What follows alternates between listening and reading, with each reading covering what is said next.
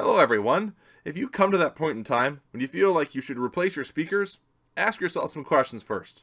For example, my speakers are right here at the front of my laptop, and if I don't hear any audio coming out of those speakers, I'm going to double check to make sure they're not muted, and also that the volume level just isn't set really low.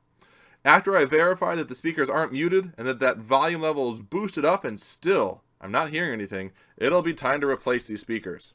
Now, I followed my manual and I had to disassemble my laptop very thoroughly in order to be able to get to these speakers. And I'm almost done. According to my manual, I have 3 more screws. 1, 2, 3. I'll remove those 3 screws that include my PCMCIA card slot, as well as my SD card slot and this system board here. After I remove that, we'll come back and continue.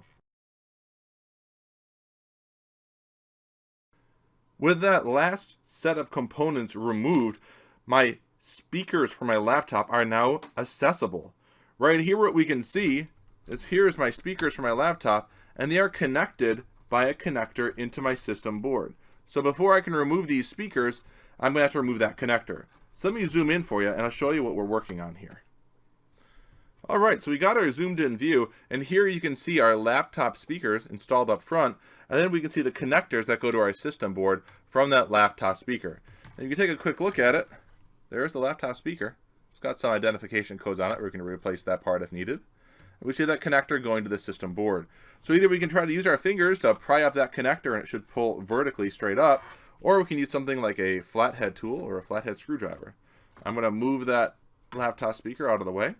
And I'm going to take my flathead screwdriver and I'm going to push it and pull up on that connector very nice and with minimal effort so we don't damage anything.